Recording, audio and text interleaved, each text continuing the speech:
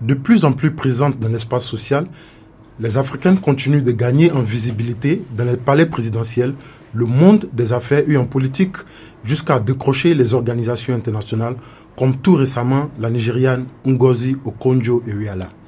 Le 1er mars 2021, Ngozi Okonjo-Iweala a pris fonction en qualité de directrice générale de l'OMC, l'Organisation mondiale du commerce. Dès lors, le défi de réformer l'OMC s'offre à une femme nigériane de 66 ans. La question se pose, comment l'Afrique, en particulier le Nigeria, pourrait bénéficier dans le domaine du commerce? Eh bien, c'est effectivement une lueur d'espoir pour l'Afrique, parce que voir une Africaine occuper un tel poste à l'échelle internationale, moi je pense que il y a beaucoup de l'espoir. On a beaucoup à espérer de l'Afrique et puis également de la communauté internationale. À l'échelle internationale, l'Afrique n'est pas vraiment dominante au niveau du commerce. Parce que les Africains, je ne pense pas qu'ils font des échanges au même niveau que, par exemple, les Européens ou les Américains, encore moins les Asiatiques.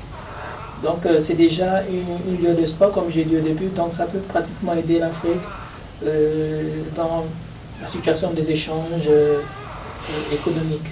En tant que géant d'Afrique et première puissance économique de l'Afrique, moi je pense que le Nigeria va beaucoup également bénéficier là-dessus. En termes d'échanges commerciaux, voilà, donc le Nigeria également va gagner.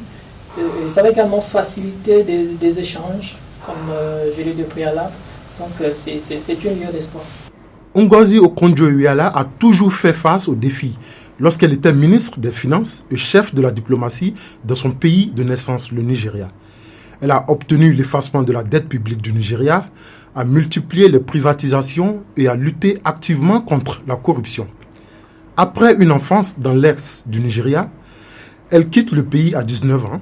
Elle continue ses études à Harvard aux États-Unis, puis le MIT où elle décroche son doctorat en économie régionale et développement. Elle intègre la Banque mondiale en 1982 où elle fait carrière avant d'être rappelée en 2003 pour servir son pays.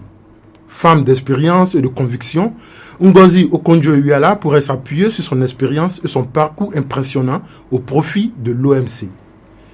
En fait, en tant qu'Africaine et en tant que femme, le sentiment qui m'amène, je suis très émue et je suis fière d'elle parce que ce n'est pas facile par rapport aux challenges que les femmes rencontrent, surtout au niveau des positions. Il y a toujours des challenges, mais pour qu'elle soit à ce niveau, je suis vraiment très fière et je suis contente pour elle. Premièrement, tu sais que c'est une femme, c'est une mère. C'est aussi un leader. Je sais qu'elle a déjà assumé beaucoup de positions avant d'être dans cette position. Je sais qu'elle va s'en sortir parce que les femmes, ce que l'homme peut faire, la femme peut faire mieux. Sur le plan global, je sais que c'est une femme très ambitieuse et elle a beaucoup de plans, elle a une vision, elle a une orientation. Je sais qu'elle va faire plus que ceux qui étaient dans cette position bien avant elle. Parce qu'elle a toujours représenté l'Afrique, même dans son accoutrement, elle a toujours été africaine. Et je sais que c'est une femme de paix, c'est une femme qui a une vision. Si Dieu l'a mis dans cette position, moi je crois bien qu'elle va arriver. Dieu va lui donner la sagesse. De mon point de vue, elle n'est pas seulement nigériane, elle est africaine. Je sais qu'elle est là-bas, elle n'est pas là-bas pour son pays, elle est là-bas pour toute l'Afrique. Non seulement le Nigeria va en bénéficier parce qu'elle est nigériane d'origine, mais elle est là-bas pour l'Afrique. C'est l'Afrique qui va en bénéficier. De voir une femme africaine à la tête d'une organisation de ce genre, moi je me dis, elle n'est pas juste là-bas pour le Nigeria, elle est là-bas pour l'Afrique. C'est pourquoi nous sommes toutes femmes fières d'elle.